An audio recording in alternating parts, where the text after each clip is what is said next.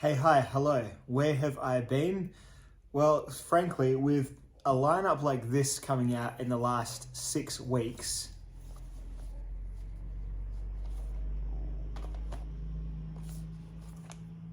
how has anyone been anywhere? What a what a 2 months in video games. I haven't really been into video games for some time, but I mean, come on, that is insanely plump in terms of a lineup of games that all ended up being really good as well. Yikes. I've just gotten through Final Fantasy 16. I'm going to give all my thoughts on that in this same video. It's going to be a long catch-up video. Feel free to put it on and fall asleep to the dulcet tones of my voice. Let's, of course, start with an EDC update. I thought you could all admire Basil for the duration of the video. I thought that might be something nice to have on the back of the screen there. So, quick little EDC update. What have I been carrying? Probably not too many changes. The TRM Atom in its blue denim micarta scales is still pride of place pocket knife.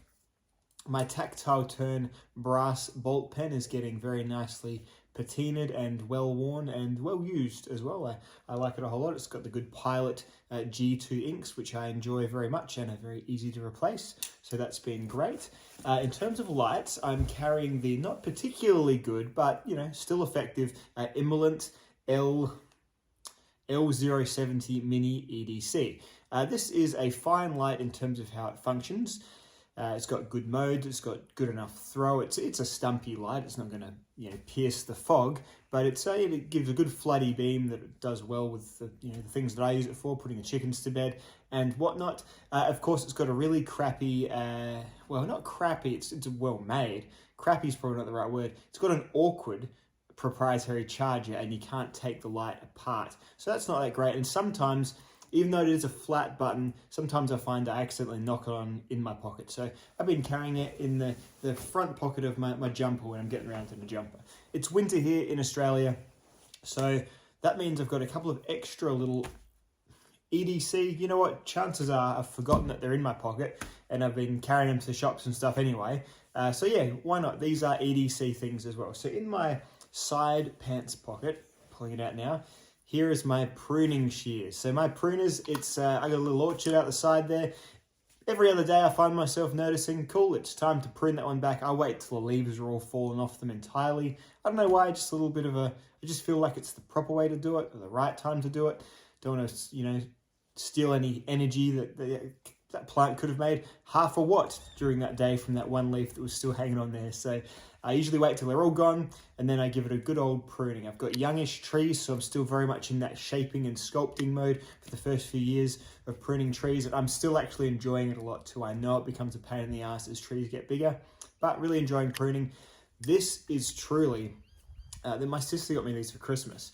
I've had so many pruning shears. I've had the ones that you get for like $12. I've had the ones you get for $40.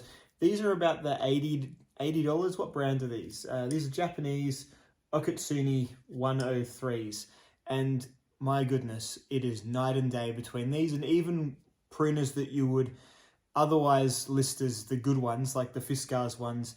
These have a solidity to them and a sharpness and a cleaver-like closure to them that really does get through branches that are way thicker. Other pruners start to bow and twist and the handles go each another way, and it's just not very nice. Whereas these ones, you can use them for jobs that you would generally, if you had less superior ones, have to go and bust out the big old loppers instead. So for little pruners, these ones are great. They're pretty, pretty rustic looking, pretty compact little package that goes in my pocket and locks shut with the little cool latch at the bottom like that. Little sprung latch there. Love them. Really, really good. And I've been using them, well, more than most of my other stuff apart from my torch. Been definitely using these more than my pocket knife lately, that's for sure. Now, it's winter, so it's umbrella time. And now I got my wife a really cool blunt umbrella for Mother's Day. I don't have that because it's not the one that I've been carrying, but I've been carrying this little Davek. So I got 2 Daveks in a deal that popped up in my emails. This is like a fancy umbrella brand. For $150, I got like a bigger one, and then I got this mini one. And this mini one actually fits quite snugly in my other side pocket.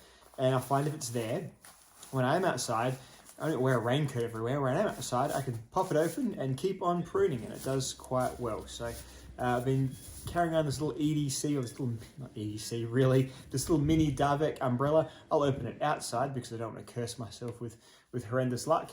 I mean, 150 Australian for this and a bigger one. I was at 170. The bigger one's usually 150 on its own, and this was like a deal or something. Yeah, that's a lot for an umbrella, seeing as most umbrellas you get from a cheap shop or a supermarket or just a Target or something like that for $17. Random number. $17 to $30. You might get a pretty decent full-size umbrella made of umbrella material, you know, does the job, right?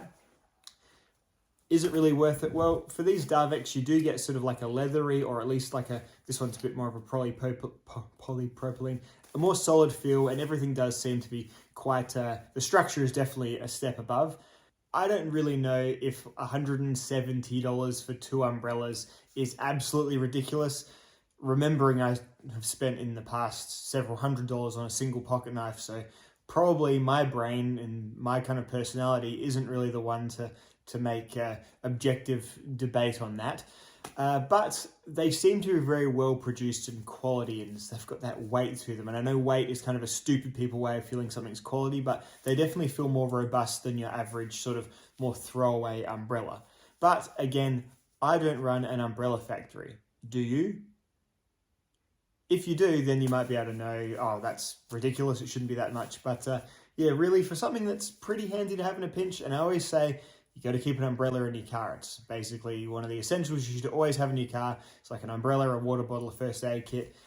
Nothing cooler than being the guy with the umbrella when no one else has remembered one and you're the dry person. And sometimes you can have a little bit of a Hunger Games about who gets to come under your umbrella, you know, you pick your favorites and everyone else can rot in the cold. So there we go. Davek umbrella, this one and the bigger one, which I'll show you, of course, in a non-cursed way of revealing it.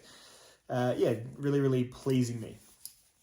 So that's it. I mean, I carry a wallet, I carry an iPhone 13 Max, that's my thing. I carry some keys, but you've seen all those things a million times. Let's talk about, well, specifically, okay, let's just go through all these, okay? So, Legend of Zelda came out first, Tears of the Kingdom. This is probably the one that most of you have been playing or been interested in, actually maybe Diablo. Tears of the Kingdom was amazing. I loved it from the beginning. It's really, really hard. I found it really difficult to start with. And the gameplay mechanics definitely do build upon the previous Breath of the Wild to the point where you really do need to have played Breath of the Wild to enjoy Tears of the Kingdom. But absolute home run. I'm not sure if this is my favorite of all the games. It's probably second. But yeah, really, really well done game. Absolutely love Tears of the Kingdom.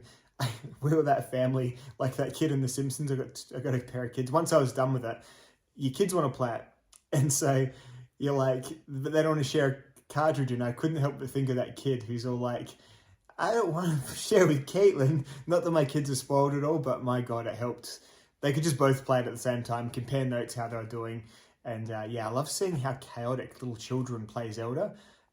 They just kind of, you open their game, they've somehow done 2 of the temples, but they've only got like 3 hearts, 4 hearts. You're like, what are you doing? Crazy kids.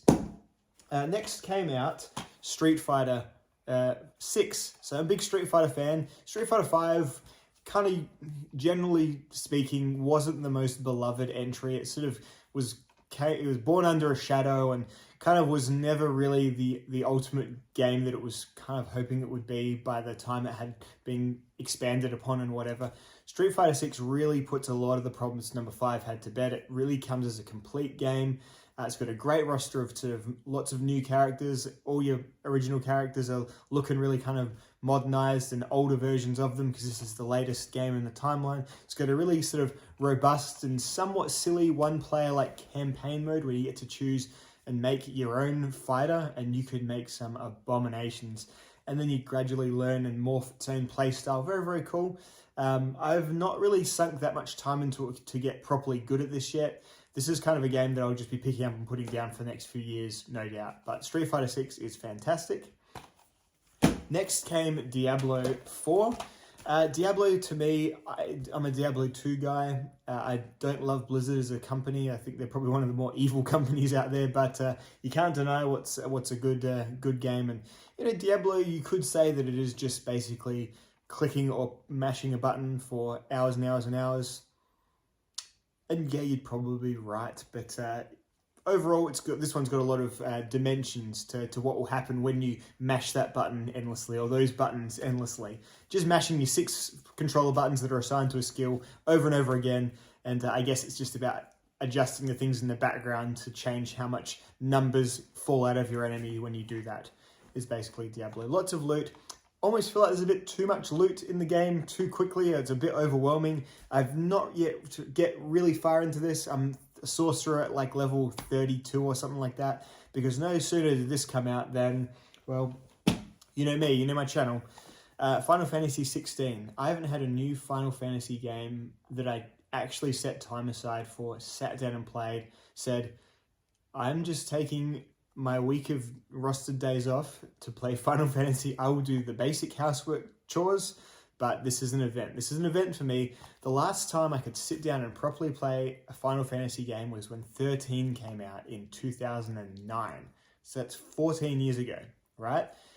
I never played 15 straight away, and I didn't like it when I did play it. And this is another thing. To have a Final Fantasy that doesn't let you down, or hasn't let me down, is very, very pleasant as well. And this one really has not let me down. Quick review of it. Okay. I've got lots of thoughts. I'm not a game reviewer, so I'm just going to go fire off the top of my head. What I love about this game, right? This is now an action game. And Final Fantasy really, in everyone's nostalgic mind, it's a turn-based, old-style Japanese role-playing game. But basically, since Final Fantasy 12, they've introduced more and more action elements. They want to basically make these playable movies, is really where they've been going with this series. And they've got a really good battle designer, a really good design team in general. So the design team from Final Fantasy 14, the translation team from Final Fantasy 12, and the battle designer from like Devil May Cry. And it really, the way I would describe it is God of War crossed with like maybe Nier Automata, something that's still a little bit role-playing focused in terms of the stats behind it. It's how I would describe Final Fantasy 16. I love the story. It's got a really well done, well acted, well presented story. The game is definitely story first, to the point where they really keep you on track through the story, and the side quests kind of suffer as a result. You can very much feel the decrease in quality and the decrease in care with regard to the side quests in general terms. There are lots of just walk to a person, they ask you to go and get them a thing, you bring them a thing, or they ask you to go and get a thing from that castle over there which has bandits or a monster in it. Kill the monster, bring back the thing. That's all the side quests pretty much. They are there because I think the game felt it needed to still have side quests like that. But yeah, realistically speaking, it feels more like a proper action game like Horizon or God of War than it does perhaps your classic Final Fantasy. But I love those kind of action games, and I love it with the Final Fantasy drama to it, the Final Fantasy background and world to it, you know, fighting Malboros still and fighting Behemoth Kings and that sort of stuff. Really, in an action game, does it for me. Great story. The battle system you sort of develop as you go through the story. The story unlocks new sort of powers that embody the main character. And yeah, the battle system changes probably every few hours or so, or gets an addition to it, which you can either choose to adopt or learn to figure out, or you can just stick with what you're doing and, you know, stick with, well, Phoenix, Garuda, and Titan is what I think a lot of people are going to end up sticking with until perhaps the end of the game. But without going too far into it, there's a lot of complexity to it, or enough complexity. In terms of thoughts about it, perhaps things you should know. Everyone knows it's an action game now. That's not going to be a surprise. Things like, though, there isn't a mini-map really anymore that you can overlay while you're playing. I found that a bit jarring at first, but then it's got a really cool way of doing it where the main character has a dog that kind of goes with him for about 99% of the game. And if you kind of don't know where in the room to go to, you just push the stick in and the dog will sort of show you where the new path out is, which kind of seems a bit silly at first, but then you think, well, they've designed these amazing looking worlds, and this is an amazing looking game. Well, why not have us actually look at the world to find our way out of it? I used to play Final Fantasy 12 specifically with an overlay for the whole game, or Diablo 2. I used to play that with the overlay for the entire game, and you're almost just looking at your character being a little arrow on a map rather than the gorgeous graphics that are below it. So I can see why they did it, for sure. And I think it did pay off for me in the end. It's also quite an easy game. They want the story to be told from start to finish with as fewer video gamey setbacks as possible. And what I can say is that when you do beat the story game on either of the 2 initial difficulties, the New Game Plus mode has a hard mode, has a proper, rather challenging mode that will kill you a lot more often and make you really sort of iron out your skills. And there you can sort of start to obsess over the extra crafting and whatnot. It's a bit of a weird experience, your first playthrough of it. It tells you a fantastic story with really good sort of, I found some quite unpredictable turns in it and twists and whatnot. But yeah, then if you want to really treat it like a video game, you've got a second playthrough that you can treat like a proper, you can game it out and you can gather stuff and you can maybe do every side quest or whatever. I would really suggest you play through the first time for the story, and if you love the story and you did enjoy the whole game, then revisit it and do the hard mode. But otherwise, you just get yourself a good story and then go and play something else. So yeah, I really like how they've approached this one.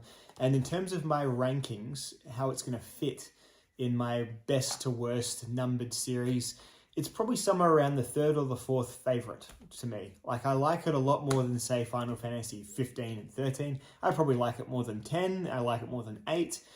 Do I like it more than 6 and 7? Probably about the same. I like 9 the most. 9 has my favorite story and characters. I like 12 second because it has my favorite sort of world and battle system, even though the story and characters were a little bit weaker. And then, yeah, this is going to sit somewhere in there with 6 and 7 in that kind of very, very high upper, definitely an A tier Final Fantasy game, if not a low S tier. So really, really happy with Final Fantasy 16. Again, speaking about main characters, the main character in this game is just a certified, like, cool guy. Like, he just is brave, does cool things. There's some really good sort of tender moments as well. It just tells a good story with good characters. I'm probably saying that in several different ways. But yeah, have been really happy with Final Fantasy 16 as well. And that's basically where I've been. So there's some videos to come out. I'm just about to take some holidays from work. So I'm planning on knocking out some videos on knives. That's right, still a knife channel. Going to knock out some knife videos. I've got Mike Emler. He's got 5 more knives that make me happy. So I've got some great ideas for the 5 knives I'm going to talk about there. So that's coming up. I've got some cool Uncle Randy merch that I've been so meaning to get to showing you. Made by Misheard Knife Reviews. This is a cool little patch thing. Anyway, a few things on the table in terms of knife content as well. Coming up, I've got free time again. I had free time, but I'm sorry. Thank you to the patrons for letting me play video games for a bloody month. Yeah, I do not blame you if you cooled and backed off, my goodness. But this is unprecedented. I'm gesturing at all my games on the floor. This is unprecedented. This doesn't happen too often to get 4 stone cold slamming hits. I'll still chip away at Diablo. I'm still going to play Final Fantasy 16 a little bit. Getting better at Street Fighter. Zelda I'm probably done with. So in general terms, I don't have the urgency anymore to smash through a game, which I did have for about the last month. So there we are. Anyway, what else to talk about? Dogs are still good. Cats are still good. Everything's fine. Life's still good. I'm still on my health kick. I'm still doing all that stuff that I've been talking about in my last couple of videos. I really couldn't get these lined up today. People often point them out, and I really tried. It's just like not going anywhere. Anyway, that's the film for the minute. I've got a few more shifts at work, and then I'll be back and hopefully shooting some stuff and getting back into it and doing some more testing and all that good stuff. But I'm sure you all understand. If you've been watching the channel for any semblance of time, you will absolutely know what a new Final Fantasy, especially a new good Final Fantasy, is going to do to me for a little bit. So that's what happened. All right, I'll see you all in the next film. Goodbye.